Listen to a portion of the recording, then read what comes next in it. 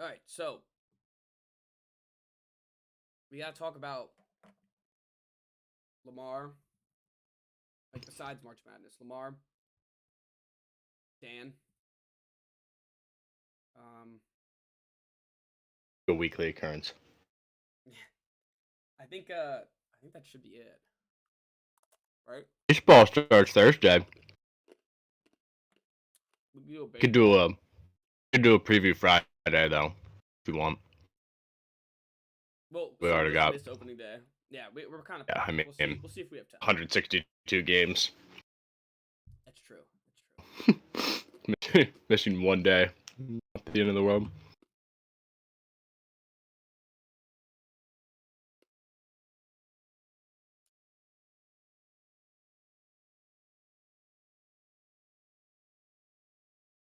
Intramural volleyball. Kevin. Just names our team Milk. That's it. There's milk. All caps. First time he did it, I thought it was MLK, and I was like, interesting name.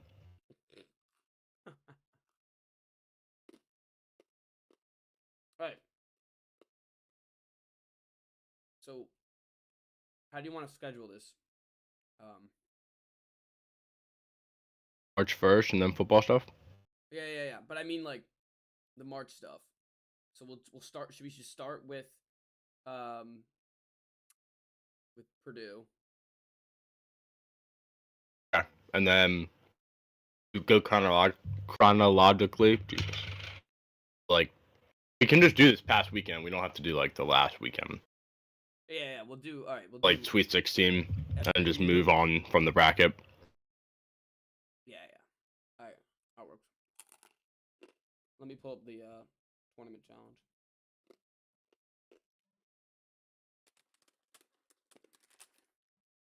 Glad that Ty has ties out. Dunzo. I wonder who John Masterman is. Maybe my dad works with him. A Masterman? No, he's one of my fraternity brothers. Oh, okay. Where?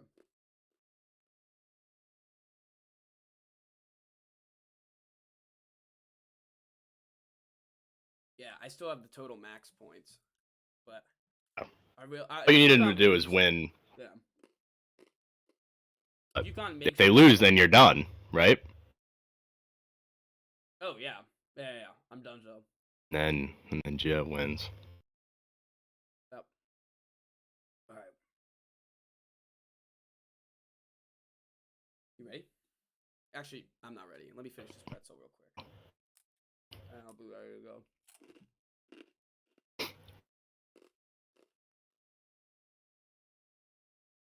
A World Series sleeper pick I'll release on Friday.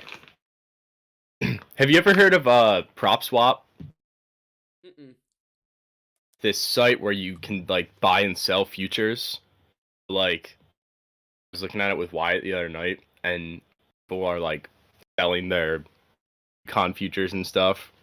Basically a cash out, but like get more than a cash out, and the person buying it could get it at better odds because you can like bid on the tickets too. Huh.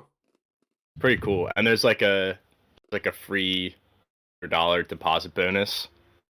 Bought a World Series ticket at odds. Who's already selling that though? That's what it doesn't make sense. It was the only one there.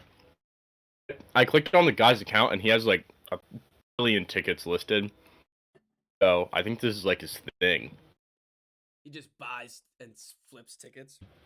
Yes. I don't know how you can flip a ticket before the season started. Yeah, what'd you get it at?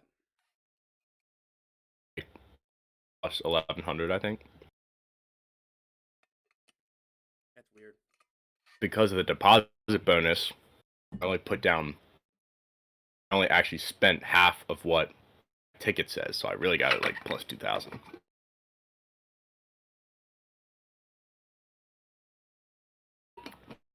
It's a cool site. That is cool. I'm gonna Like check that out. people were selling their tickets like prop swap. during the game. You could buy a Texas ticket like in the middle of the game to win the title.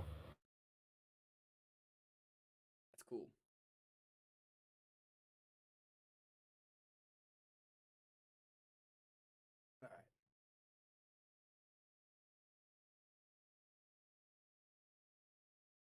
Change the font real quick. Got it.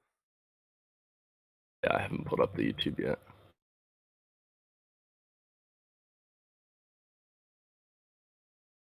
I'm sending it out right now.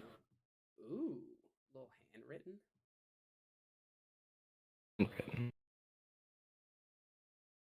Yeah, you'll see it soon. Oh, that's nice. You like it?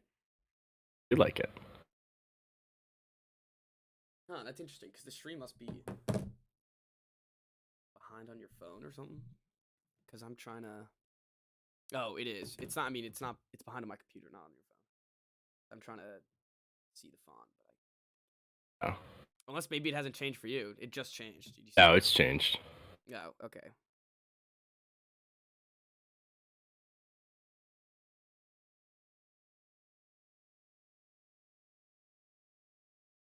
Right. Computer crazy. Bananas.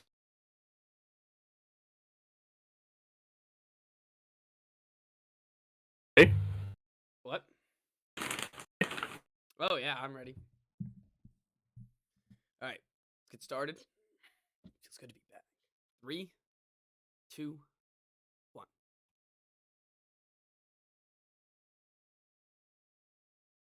Hello and welcome to the Wise Guys podcast. I'm your host, Brady Fitzgerald, joined as always by my co-host, Chris Hagan. To be back. It feels great to be back, Chris. So this past week, Chris, where were you at? Tell us about your trip. I was in Cancun, Mexico. Little disconnect from reality here in the States. Just staring at the clear blue water all week. That was nice. Although I did miss the pod. How was flying for the first time? I did not like the takeoff at first. Not like the one bit. Like when we started turning, that made me very uneasy. Once we got up there, I was fine, and then like the flight back, I was perfectly fine. So it's just the initial thing. But then, like once you're up there, it's just like being in a car. Yeah. Yep. Oh, I agree. No turbulence, though. Won't be like a little bit. How long was the flight? Go like 4 hours. Oh, that's not bad. It's not bad at all. No, not bad at all. Yeah, it was a relatively easy experience. So on the flight back, oh. the Cancun airport, we showed up like 7:30, and we were just waiting to check in, like check our bags, and there were no workers there for an hour and a half. Flight was at 11, and we were literally just like standing there waiting. This whole line, that would stress me Frontier, out. so like, oh my god, it was horrible. There's like 15 desks. There's nobody there. Like there was nowhere else that we were supposed to be. Like everyone was in the same boat. We're just like, did they just like take off work today? We all just get screwed here. Plane? Yeah.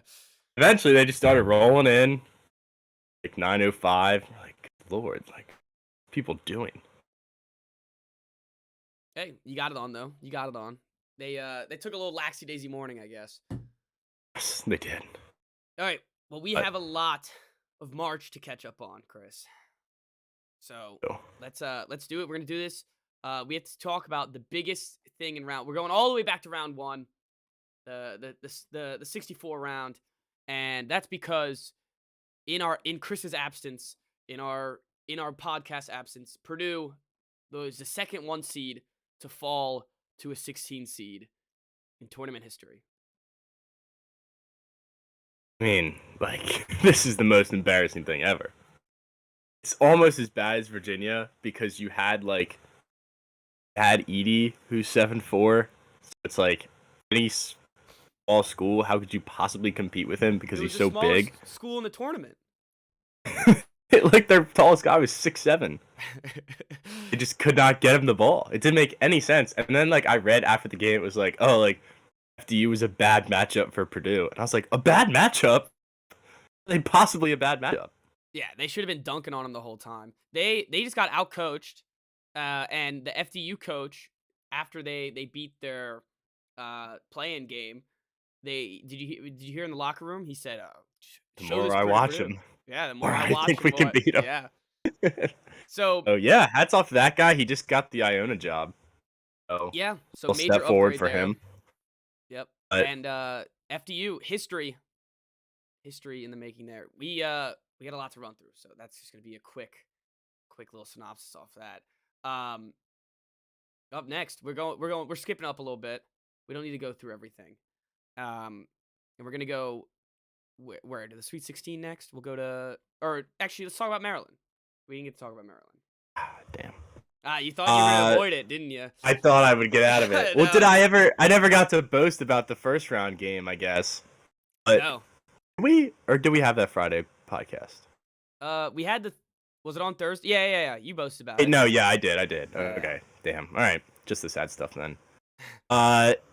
Yeah, I mean they kept it close for a half, but they were just such a gap in athleticism and talent and that's kind of what I expected to happen. There was always in the back of my head, it was like maybe there's a shot, but I never really got my hopes up. They had to play a perfect game to win, and they could not hit a shot to save their lives. No, they shot terribly. Yeah, so did it was. Bama. I mean, when you're it was a sloppy right game. And that's what, like, the first half, he kept it close, but the thing was, like, knew that at some point Bama was going to start shooting the ball well, whereas, like, Maryland 2 threes. They got Julian Reese...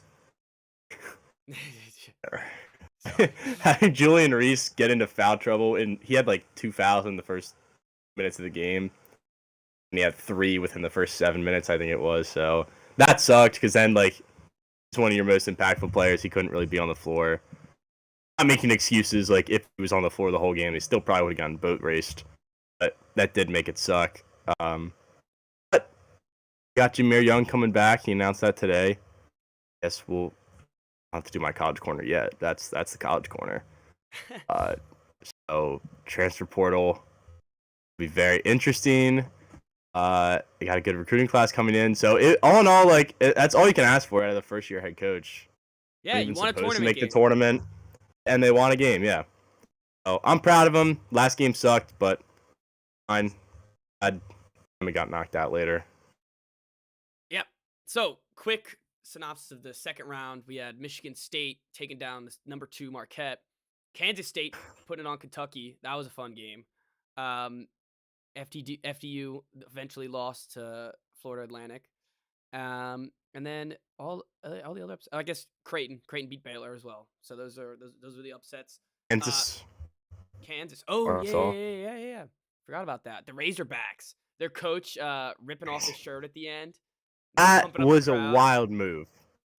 I kind of liked it. What would he have done if they won the title? That was a second round game. Yeah, I know. You know, they've been to 3 straight Sweet 16s too. It's not like this is the first time they've ever gone. The ripping off the shirt was a lot.